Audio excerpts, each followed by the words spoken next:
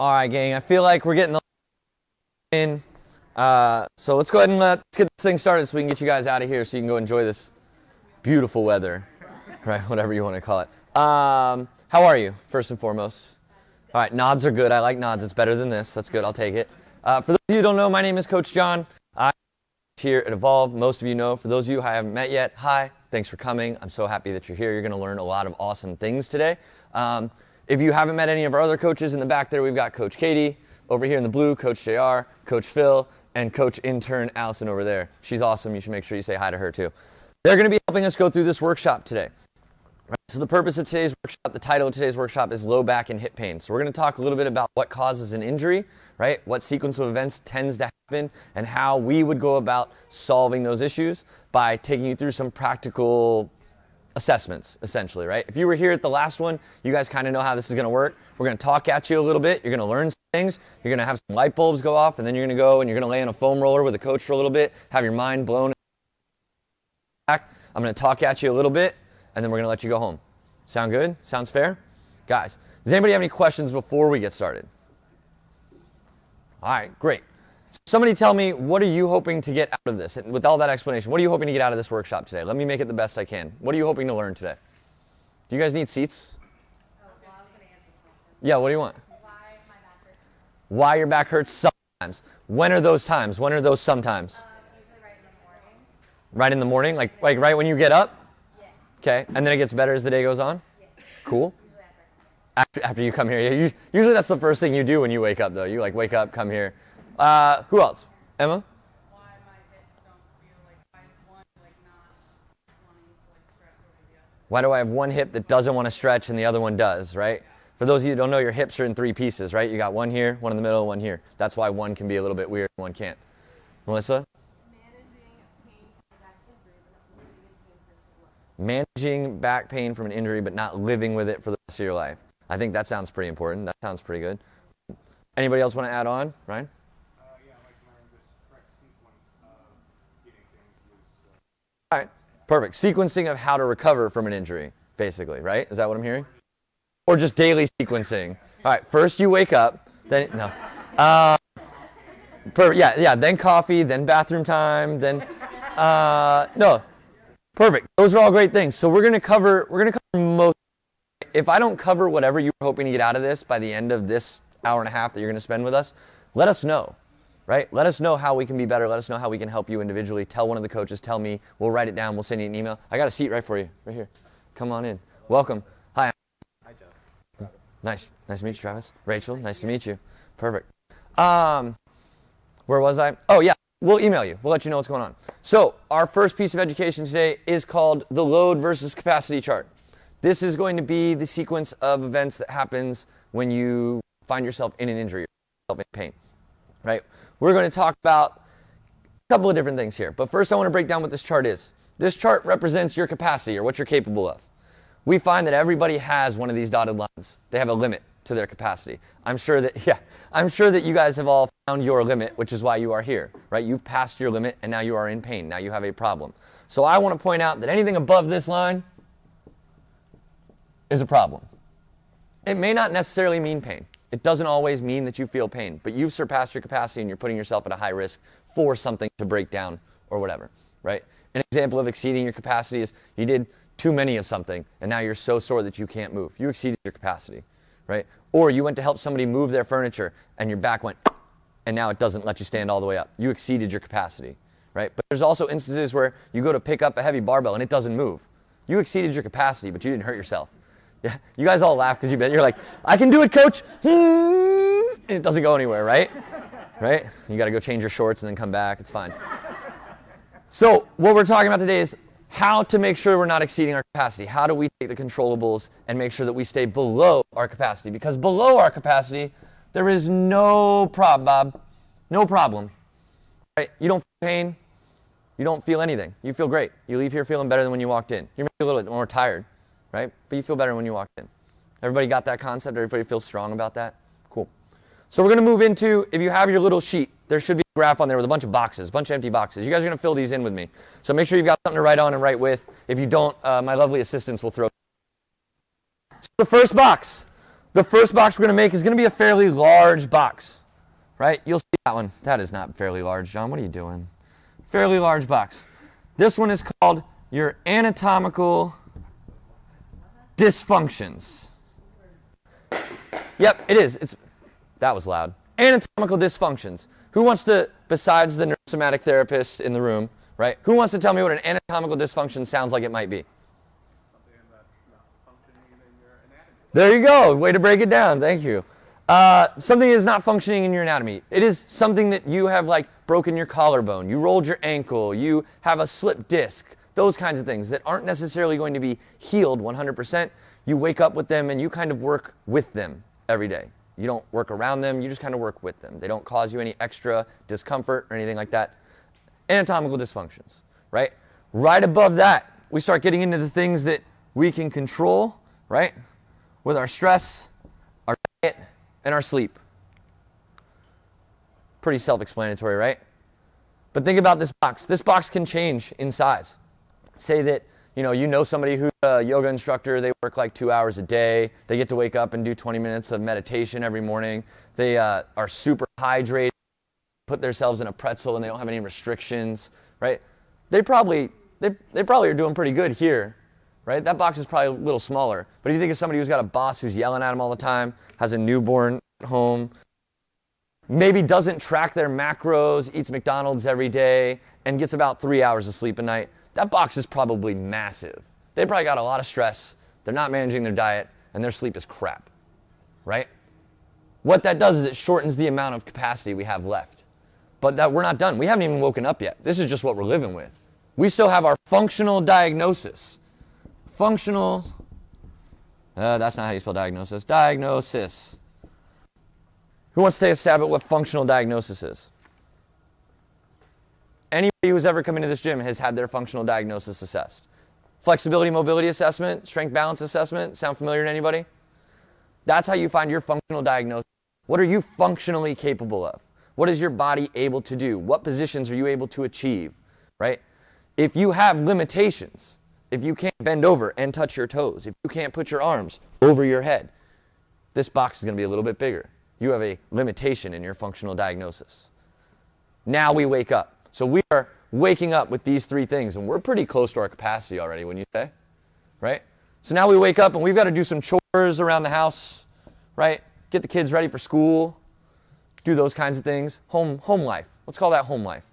Basic, everyday things, right? Then we get to get in our car. Whew. We get to go to traffic. We get to go to work where our boss is like, hey, where's the TPS reports? What's up with that? Thank you for those of you who got that joke, right? They're like, oh, you get to stay late today. You can't go home and have dinner with your family, right? Work stress. You're like, man, I can't wait to get out of work. Now I get to go work out. I get to go relieve stress. Fun fact, your body doesn't know the difference between workout stress, sleep stress, diet stress, work stress, home stress, boyfriend stress, I can't go to the bathroom stress, right? Your body doesn't know. Stress is stress. So when you go to work out, the workout then has, running, right? You like running. Roll your eyes, Andrew, it's fine. You like running, right? Then you come in from the run, and you've got, box jumps. Box jumps. You guys act like we don't do that workout all the time. Whoever said, oh, right? But wait, there's one more movement in the workout, but we're at our capacity. We're going to also do kettlebell swings. Oh, I get to that 30th kettlebell swing, and all of a sudden my back seizes up, right? We exceeded our capacity. I don't want to stand up. I don't want to finish the workout. I don't want to go on a run. I don't want to step on a box. I just want to stop and cry, right? You take this situation to your doctor, to your primary care physician, and you go, I was doing kettlebell swings, and on the last one, my back went, what should I do? What's that doctor going to say? Stop doing kettlebell swings. Great, cool. We stopped doing kettlebell swings. Awesome. What does that do for you? The right answer is nothing. It does nothing for you. You can't do kettlebell swings. That doesn't matter because there's going to be another day where you run and box jump and do something else. You're not just going to come in and do one movement. Are you going to wake up some days and have this box bigger than others, the stress, diet, sleep? You're not going to eat as good one day. You're not going to sleep as good one day. It's going to go up a little bit. So maybe the next time running in box jumps is all you got to do, but box jumps go above your capacity, and now you can't jump. You can't do that. And then you just get discouraged. You don't come to the gym anymore. You stop eating even better, worse, whatever way I'm supposed to go, right? What happens then? You start getting closer and closer to your capacity before you even get out of bed, and then you can't work. You feel like you can't work out. It's not that you can't. We're just not doing the controllables we need to do. So let's take this example and let's take the controllables into it. So you've got a second graph there. That first box is the same exact height. You want to know why? Because your dysfunctions, they don't go away. There's not much that we as coaches in a gym can do about your anatomical dysfunctions. Those are usual structural things, right? If you lift your arm to here and it hits a bony block and it stops, we can't suddenly shave that off in the gym and then your arm gets all the way up here. That's just not the way life works. So we're going to work in your range of motion. So this is going to stay the same. But then we can start getting into controllable things, stress, diet, sleep. You start counting your macros, keeping track of it. You start feeling better, right? You start drinking all your water, your electrolytes. You're doing all that stuff. Your stress management. Maybe you're doing 10 minutes of mindful breathing. You're doing breath work with Coach Katie because she's really awesome at leading through that, right? Or even better yet, right, your sleep. You're setting the temperature of your house to a certain temperature. You're sleeping with an eye mask. You don't have blue light. You're shutting off your screens an hour before bed. You're reading a book to help calm you down, get you out of that sympathetic and into that parasympathetic state so that when you sleep, you actually sleep. You don't just toss and turn and have crazy dreams and wonder if you slept at all, right? You wake up actually feeling rested. So guess what happens when you do those things? You get a smaller box. You get a smaller box, guys. Stress, diet, sleep. You've come in, you've done your mobility assessment, right? You started giving homework from your coaches to mobilize, roll out, do certain, let's call them supplemental movements, overhead carries, right? Air squats with a pause, things like that that are not super taxing on the body but are helping your joints move the way they're supposed to. Your functional diagnosis then cuts in half again. Nice small box there. So before we even wake up in the morning, we've already saved ourselves this much room in our capacity. So what do you think that does? Even if nothing else changes. Yep, we've got home, we've got work, we've got running, we've got box jumps, and we've got kettlebell swings. And where are we? Actually, that sounds pretty cool to me. Right? Does this make sense? Now, the problem with this is people like us who come in, want to work out and get the most out of our time and use our capacity and push the boundaries and get fitter, we're like, man, I feel so good. I'm going to go do this crazy effing workout right here. Oh, I'm hurt again, coach. What did I do? What's wrong with me? Why am I always getting hurt? We don't understand how all of this affects this up here. This is just the straw that broke the camel's back. But there's a whole pile of straw on that camel up until that point. So if you're in here, you're like, oh, I did the workout with class. I think I'm going to go over here and do like 15 more power cleans and box jumps and burpees because I need to get better at them. Just wait a second. You're fine. You did a great workout today. Calm down. There's no reason to hurt yourself. Cool? When we train, right, we talked a lot last time. Who was here last time? Sorry, show of hands. I should have done this earlier. Perfect. So what am I talking? Which one of those buckets am I talking about in this right here? We had flexibility, we had mobility, we had strength balance, we had work, rest, recovery, and we had skill. Which one are we talking about here? Sorry? Yeah, we're talking about recovery for the most part. We're talking about how much to work versus how much to recover. If you are working this hard, you need to recover this hard. We talked about it last time. If you are a 0 and you want to become a 1 and not a -1, you come in, you work out, you make sure you over-recover. You come in, you work out, you make sure you over-recover. You come in, you work out, you make sure you over-recover. That's how you progress. That's how you reach the next level. That's how you get fitter, right? If you come in and you, don't, just pretend that wasn't there. You come in, you work out, and you kind of recover. You eat McDonald's, you don't handle your stress, you don't take care of it, right? Then you come in, you work out again. Cool, great. But this time your macros are on, you sleep pretty good, so you recover just back to here. That's pretty good, right? Then you work out. Then you under-recover. Then you work out, you under-recover, and you under-recover. This is this line.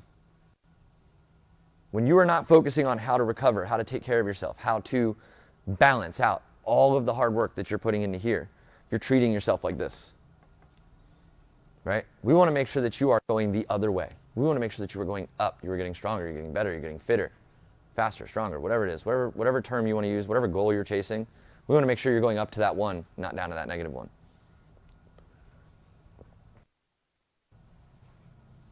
I forgot what I was going to say. Does anybody have any questions on this concept? This is a concept.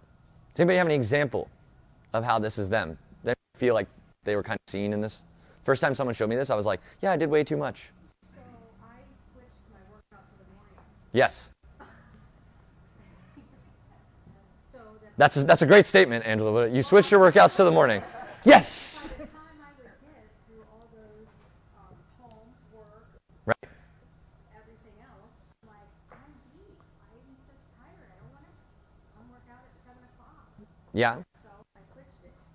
So I put myself first, and then all that other stuff is what gets the leftover. Yep. Perfect. That's worked out for you?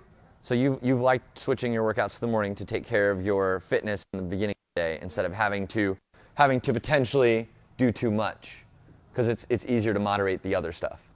Okay. Perfect. Melissa? So you said all of it's the same stress, but I feel like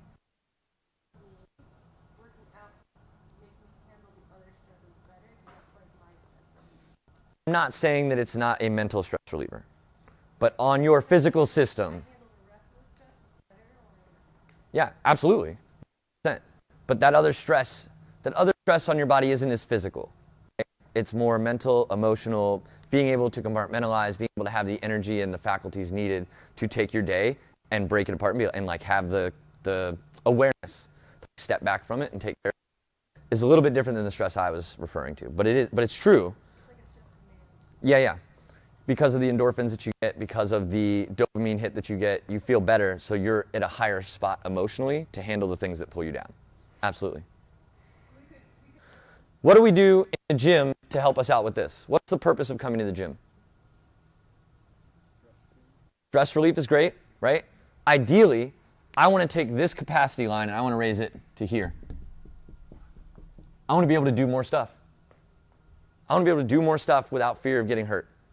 I want to be able to do more stuff without fear of getting hurt and enjoy doing it. All of those things. So if it were me, right, even if I raise my capacity, I've only got that much space. But if I take care of the things I can control, now I've got this much space, right?